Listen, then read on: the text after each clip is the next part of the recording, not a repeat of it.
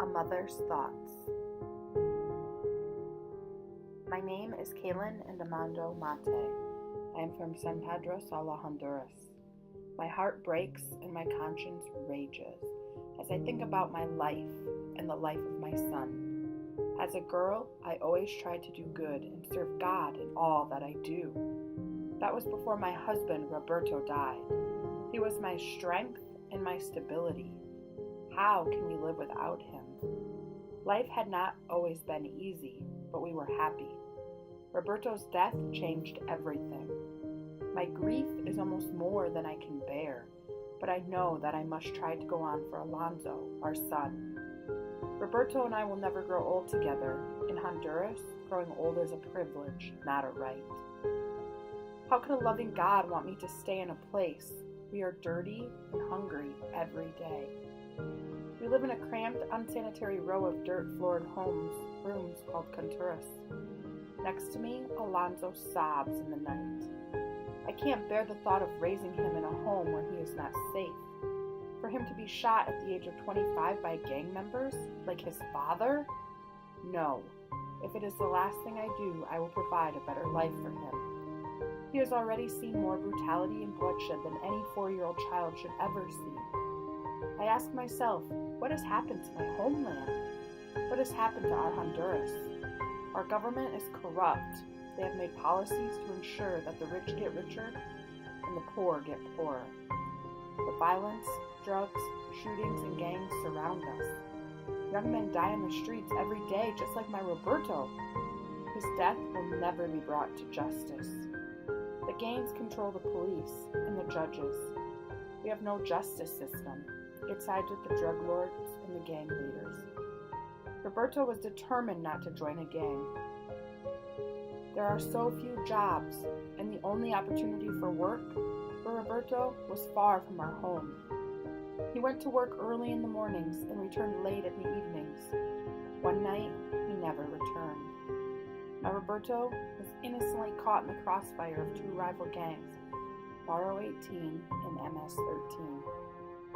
The gangs fight over territory. What territory is worth human life? That is why I follow the trail of other illegal immigrants. The word illegal grates in my brain. It means that it is wrong, that providing the best for my child is against the law. But we cannot stay. There is nothing for us here, nothing but despair.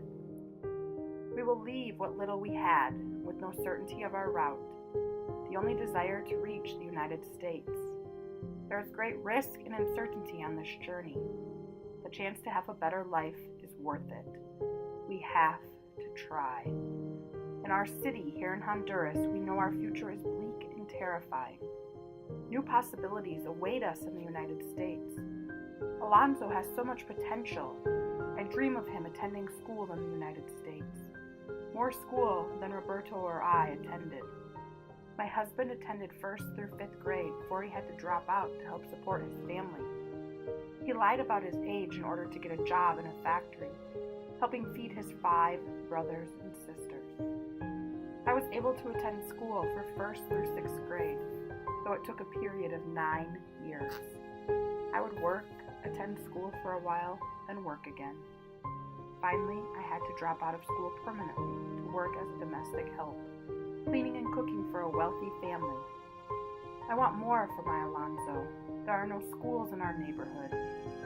It would have been very dangerous for him to get to school every day, traveling across warring neighborhoods. I could never afford the uniforms and the supplies needed for school, so I struggle on. Struggle to do what is best for my child in a world that looks down on us and says we are so wrong. I ask how it can be right to have your child live in constant danger and hunger. How can a loving mother watch her child go through this? 2,699 miles.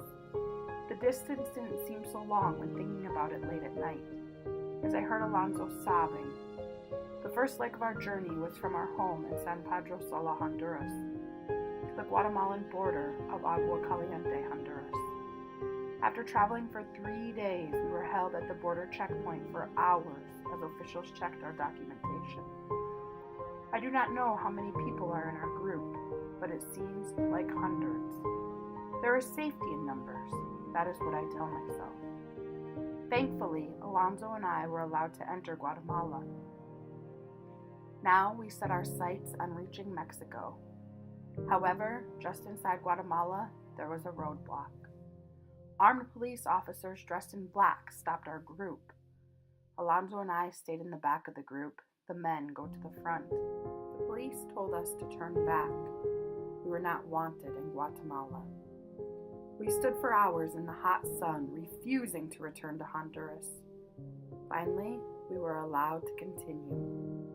We battle exhaustion and heat stroke. Alonzo is too big for me to carry. He must walk. Several times, trucks came by and gave us rides to the next city. We were packed under the trucks like cattle. Some nights, we slept in a large gymnasium crowded with people. Other nights, we sleep on the ground. I never allow Alonzo onto my sight. I am frightened for our safety, but I am no more frightened now than I was in our home. There are so many good people traveling together, but I know there are criminals too. Men who could hurt me. I fear robbery, but we have nothing. It took us 5 long days to travel across Guatemala.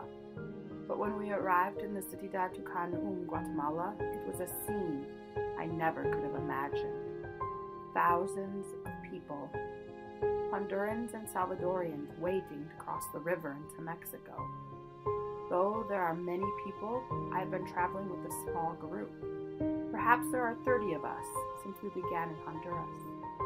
I did not know these people, but they were family now.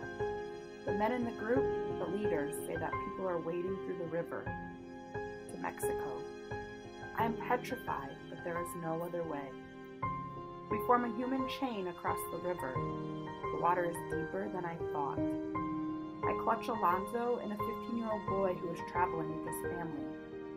As we are crossing, Mexican government helicopters fly over us. The wind from the helicopters almost make us lose our balance. Once across the river, I fear Mexican officials, but there are too many of us. They cannot stop us. We march on. 1 more week of traveling and we reach Mexico City. This is a milestone, the first big city since leaving Honduras. Shelters are set up for us in a sports stadium. We have food, shelter, and water. Here we will rest and try to regain some strength. At the shelter, Mexican legal advisors talk to us. They ask us to stay in Mexico. We can seek asylum. I will not stay. My destination has always been clear. My mind is set on getting to the United States. For the American dream, I put my faith in God that this will happen. After 3 days in Mexico City, the caravan is ready to move on. Alonzo got new shoes before we left. I am so thankful for the kind church that collected shoes and gave them to people in need. May God bless you. The next step in our journey is Tijuana. There is always much talk and gossip throughout the travelers. Why Tijuana? Aren't there closer cities on the Mexican-U.S. border? Tijuana is a large and dangerous city, but not nearly as dangerous as other border cities. We have heard that Tijuana has shelters, churches, and organizations that may help us. Tijuana borders California, a state much more friendly towards migrants than Texas. The journey from Mexico City to Tijuana is the longest, 28 days. Every step we take is one step closer to the United States. Some days the stress and hardship overwhelm me. It is scorching hot during the day and it rains at night. Some children have become ill. I worry very much about my son. I pray for strength for Alonzo and I. Tragedy struck shortly after leaving Mexico City. A Honduran man fell off the truck and died. In some Mexican cities, there are buses that will take people back to Honduras.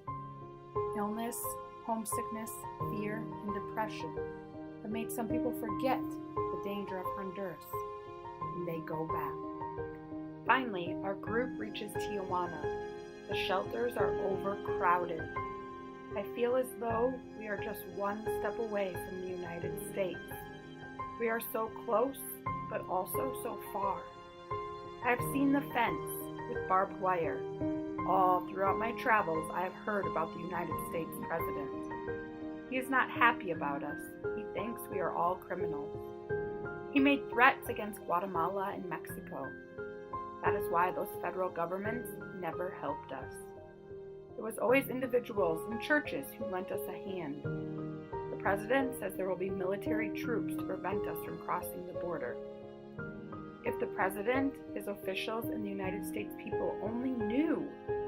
They have comfortable homes and children pursuing athletic and good grades. They too want the best for their children. Though language, culture, and heritage separate us, we are the same in that we love our children and want only the best for them. Now in Tijuana, I have a difficult choice to make. Do I seek asylum, which may take months and never be granted?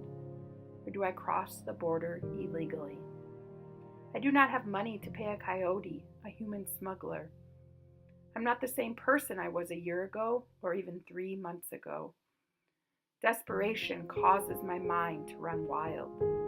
So when Alma, my friend, who I now consider my sister, tells me that her brother has secured a place to cross, I accept. Alma flattens herself to get under the fence and we push her feet. I am next. The gap under the fence is only inches. Alma's brother pushes Alonzo under it and then follows. Fear and disbelief fill us. We are in the United States. But only minutes pass before the unthinkable happens. Border Patrol agents arrive on all-terrain vehicles. We surrender. We are taken to a detention center in San Diego. Alonzo and I are allowed to stay together. Other families are not so lucky. Legal counsel tells us that criminal charges will not be pressed against us. As I sit on the bus headed to Honduras, Alonzo curled up on my lap asleep, I think about what is next. We will not return to San Pedro Sula. There is nothing there for us. We have heard that there are shelters in Tegucigalpa, a city in Honduras. Perhaps we will go there to rest, then back to Mexico.